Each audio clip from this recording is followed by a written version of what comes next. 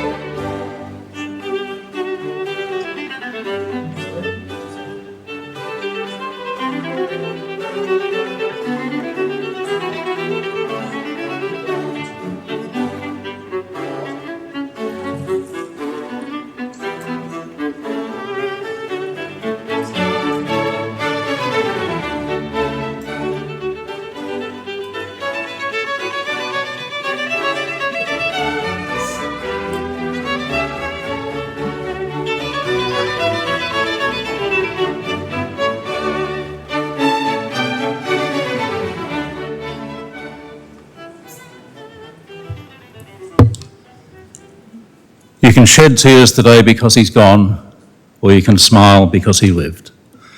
You can close your eyes now and pray only that he'll come back, or you can open your eyes and see all that he's given. Your hearts can be empty today simply because you can't see him, or your hearts can be full of the love that you shared. And so you can turn your back on tomorrow now and live only for yesterday, or you can be happy about tomorrow because you had those yesterdays. And so you can remember him and only that he's gone, or cherish your memories and let him live on. Family and friends, we're meeting today to farewell Alan, but more importantly, I think, to honour and to pay tribute to his life of 84 years, a life well lived, well loved, and certainly well respected. On behalf of Jill and the family, thank you for being here to comfort and support them at this time. My name's David Christensen, and along with Gerard and his team, we are deeply honoured and privileged to have been entrusted with Alan's service today. Just a polite reminder that if you happen to bring a mobile phone into the chapel, there would be a mark of respect if you just took a few seconds to make sure that it's turned off or turned to silent for the duration of the service. Thank you. Alan left some specific instructions for today, including, as you would expect, the music to be played at his service. He also left a quote, a simple one-line sentence. Alan's words, "A life is to be celebrated, not mourned." And so today, we're here to celebrate Alan's life.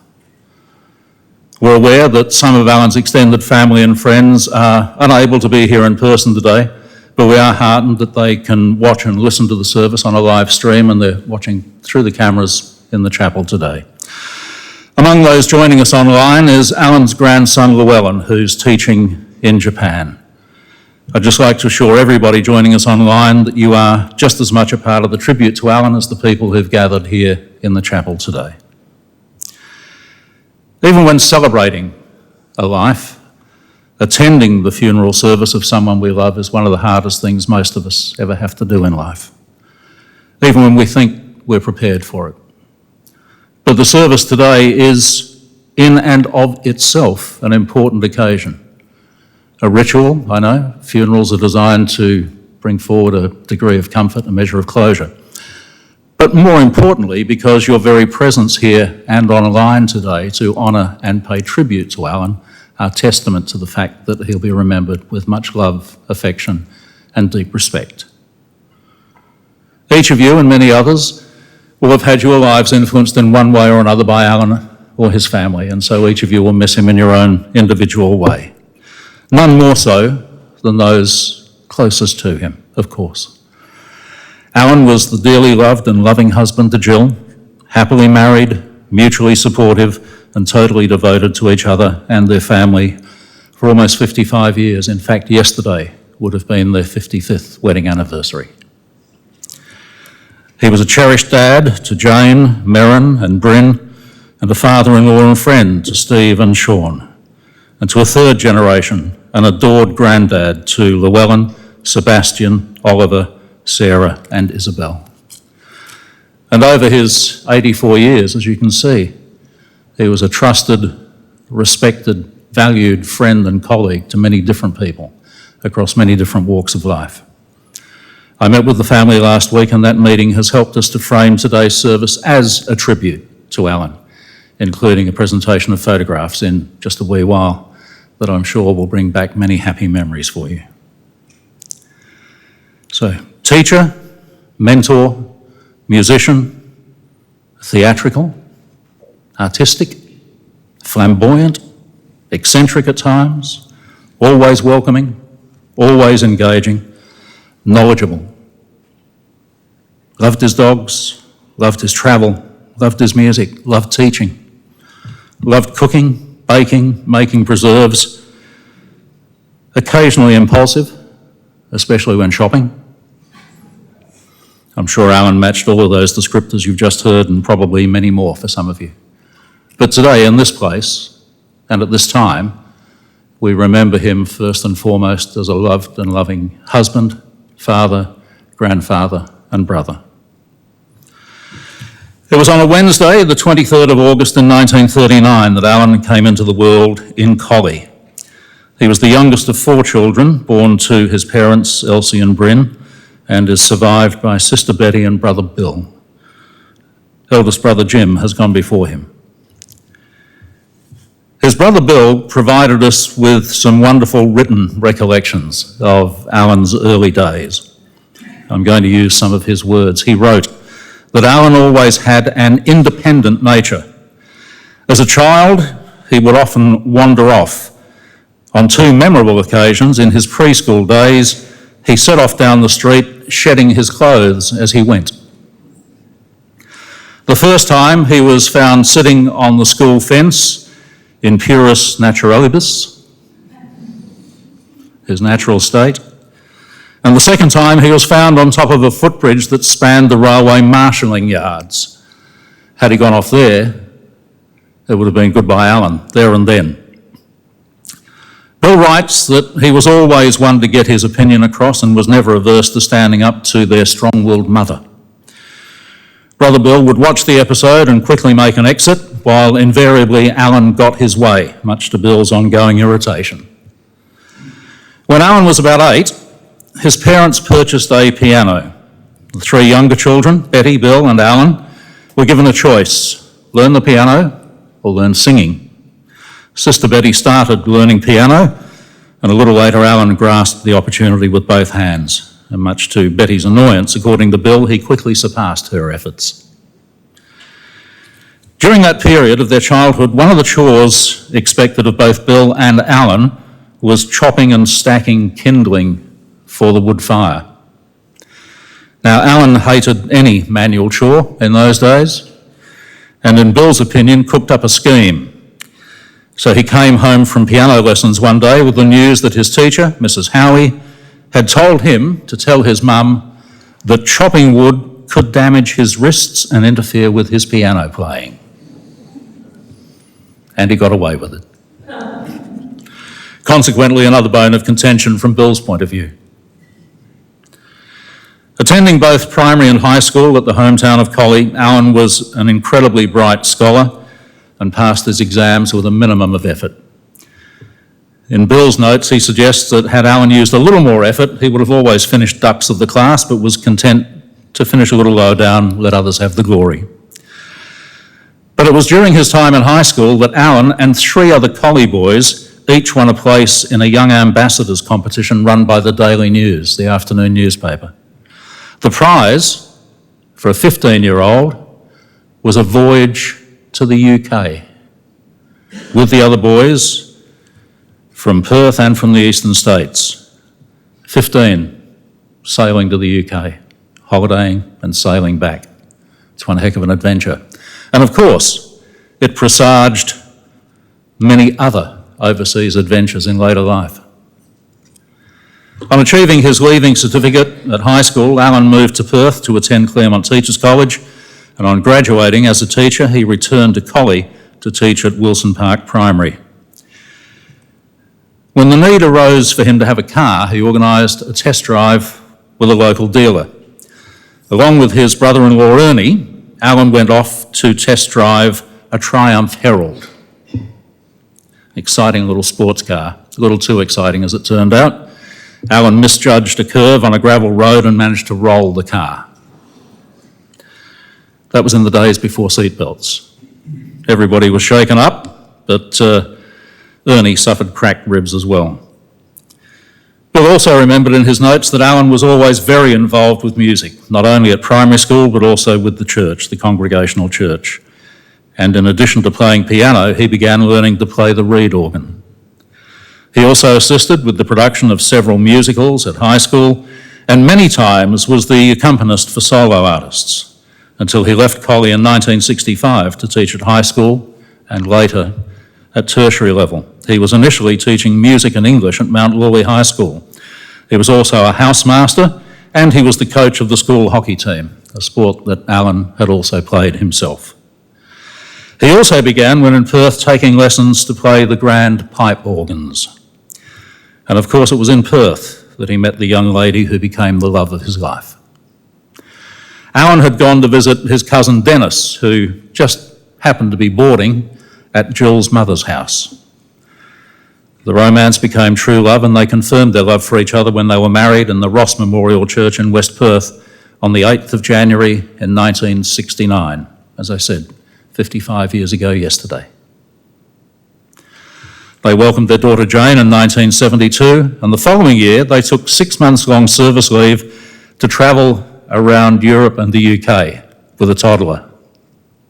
Brave parents. Returning to Perth and returning to work, they welcomed their second daughter Merrin in 1975 and built their new home in Sorrento.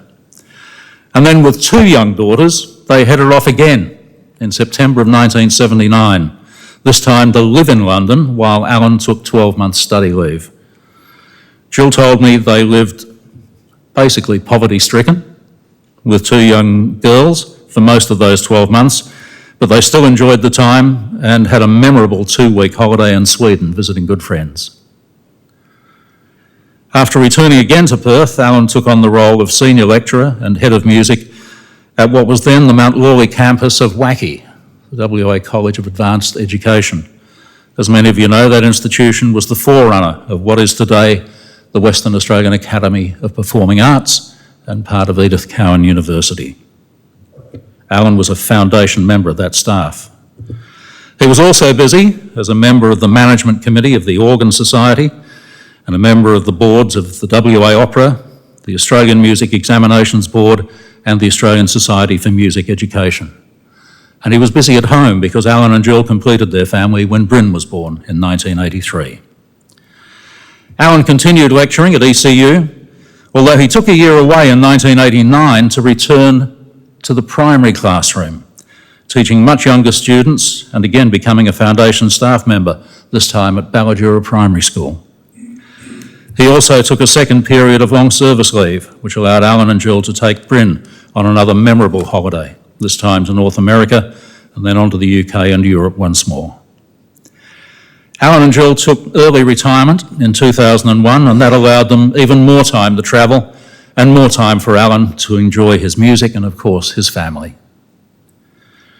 He was also a reviewer for national and international publications, and for many years was a highly valued adjudicator at Eisteddfods around the state. Alan's health began to decline last year, and as some of you know, he went into care in August.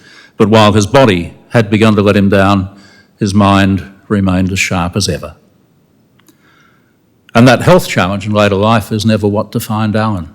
It seems to me that what defined him was a passion for both music and his profession as an educator, a determination to continue learning and to pass on that knowledge, and perhaps most importantly, a deep and abiding commitment to the people who meant the most to him, his loving family.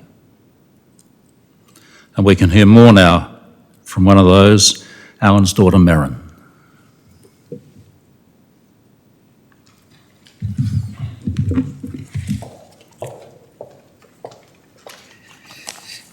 Microphone's a bit intimidating.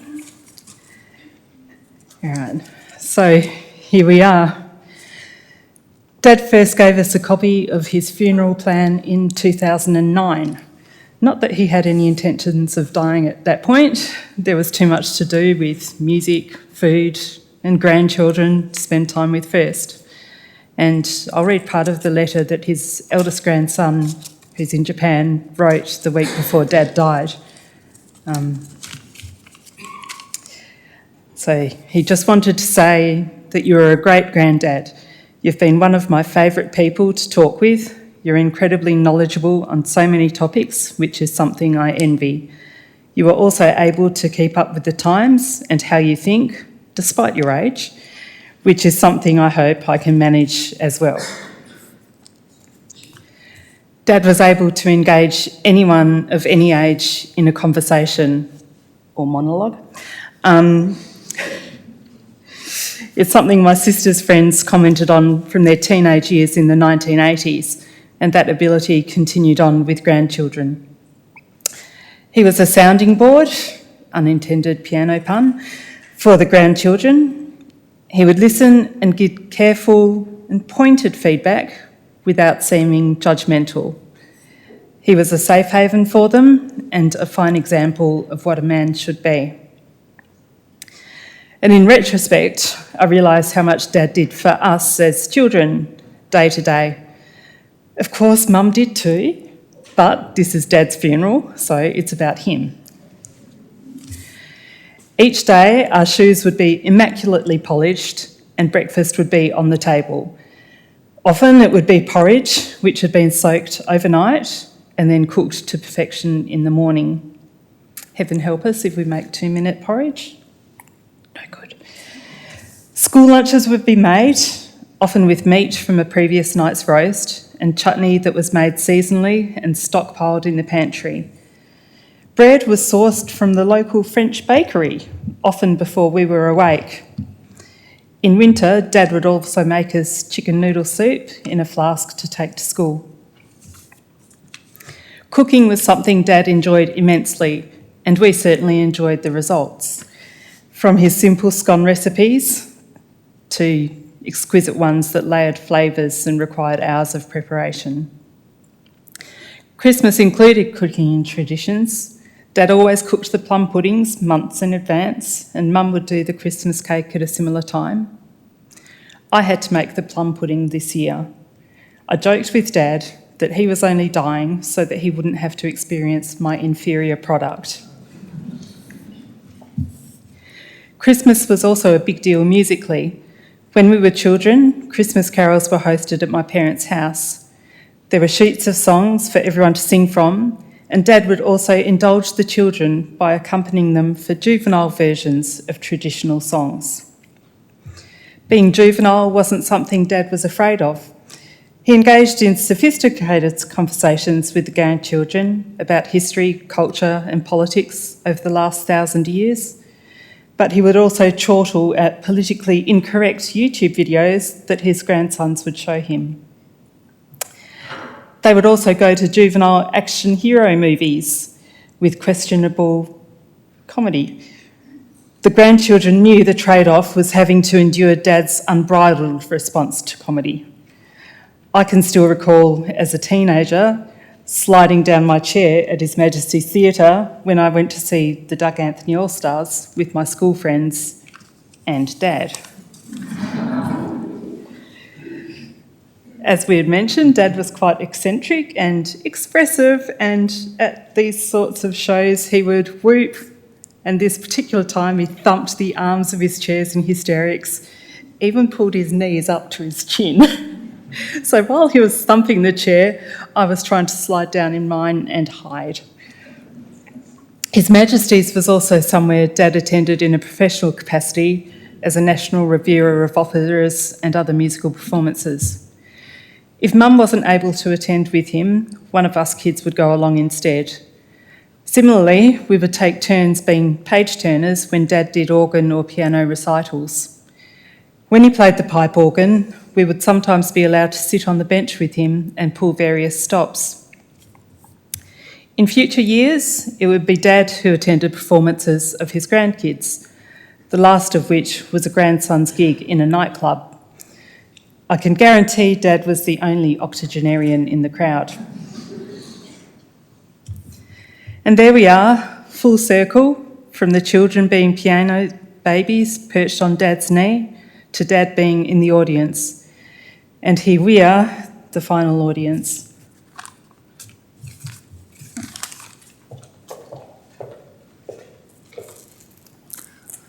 Thanks so much, Merrin. I'd just like to read a tribute posted by the Organ Society and published in the West Australian last week. And their words were these: "The President and members of the Organ Society of WA honour the life of Alan True, a man of wisdom, a man of great musical knowledge, a distinguished music educator, and a man with a passion for organ music and performance. His contribution to our society will be greatly missed." I'd say that's reflected in his contribution to the community on a wider level. There is no doubt that Alan created some wonderful memories, both for you and with you. And as we honour his wish to celebrate his life here today, we can revisit some of those memories with a visual tribute to Alan, using images selected by the family, especially for today's service. So please enjoy this trip down memory lane with Alan.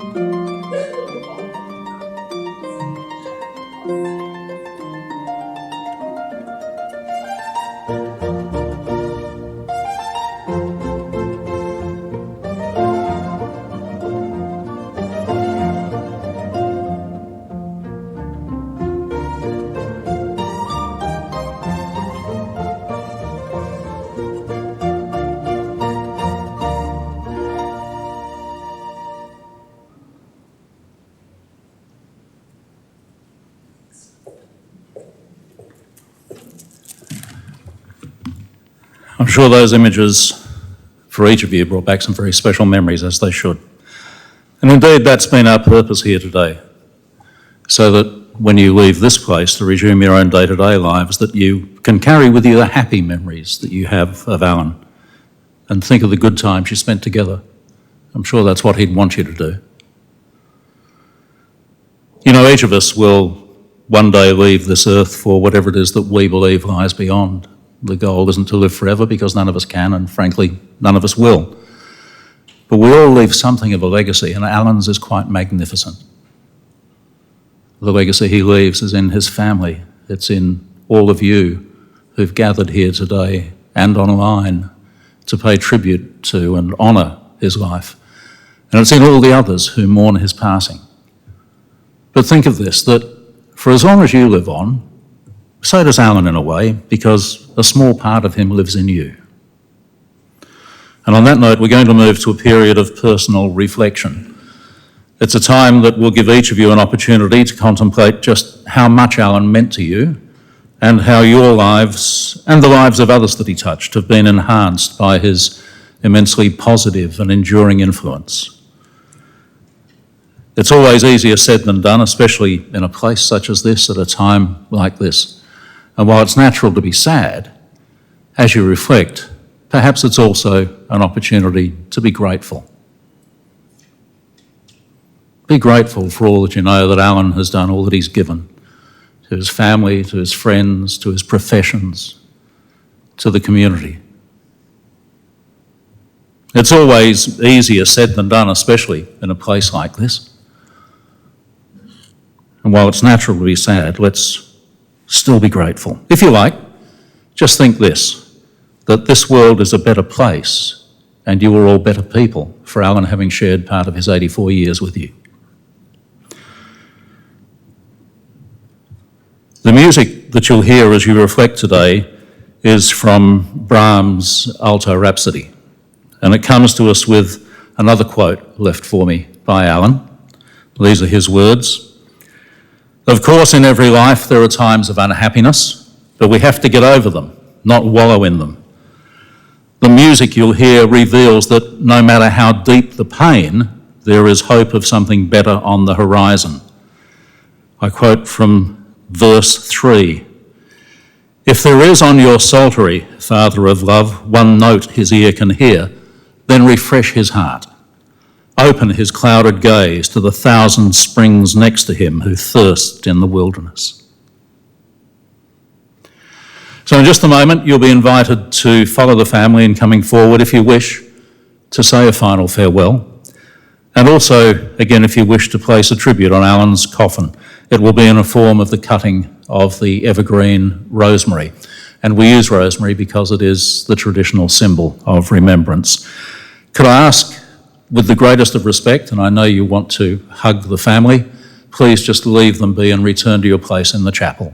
Let them have this period of reflection in their own way. And I promise you there will be plenty of time to share your condolences after the service, I promise. Thank you for understanding.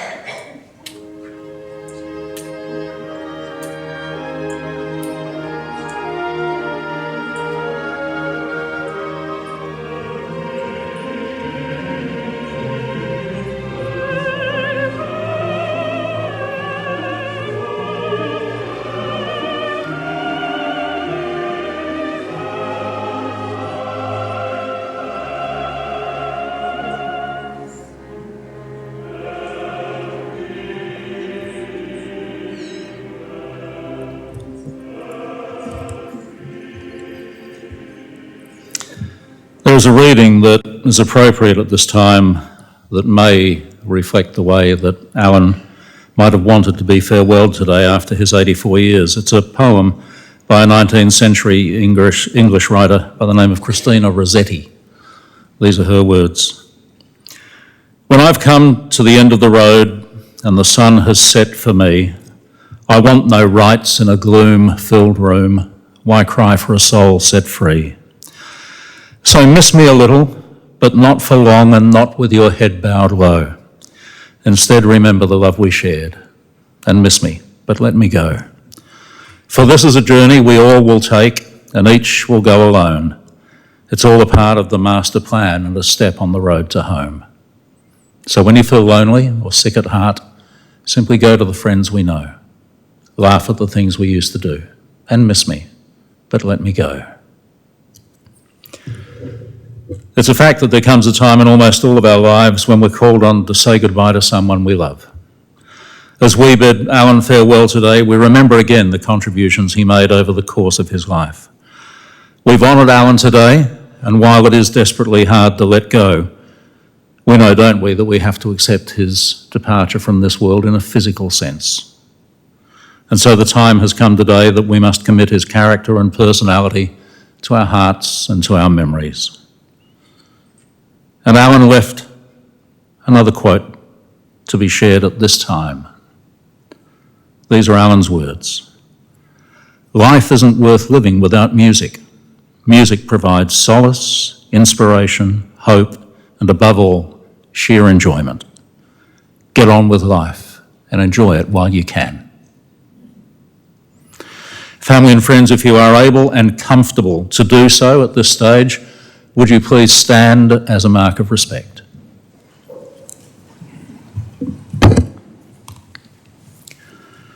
Alan, you are free from any of the stresses of the world, free from illness, free from any worries. And the greatest compliment that we can pay you today and every day henceforth is to keep alive your memory and to live our own lives to the fullest as you would want us to do. We know too that all the good deeds you ever did are still done. All the kind words you ever said are still said, and all the people you loved and cared about are still very much loved. And so tenderly, lovingly, and with the greatest of respect, we say farewell today, Alan, knowing that you remain forever in the hearts of those you loved and who loved you in return.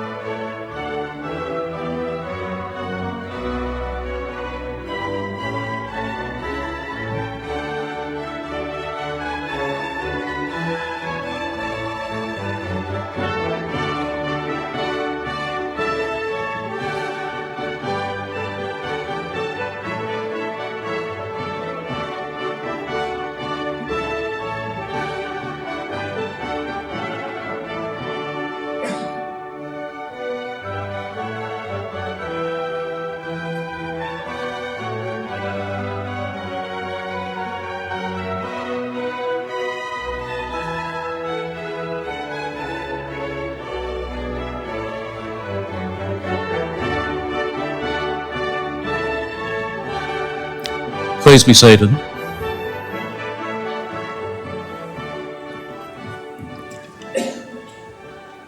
Family and friends, that concludes the formal elements of our service here in the chapel today, but not the celebration of Alan's life.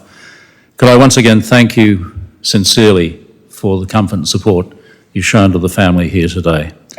When you're ready, you'll be invited to follow the family to make your way through to the lounge where you can share your condolences today. And if you're able, you're also warmly invited to join them for tea and coffee at the Kingsley Tavern following this service and a period of condolence. Whether you can attend or not, can I urge you to go from this place today with, firstly, comfort in your hearts, but most importantly, with those happy memories of Owen on your minds. Thank you again.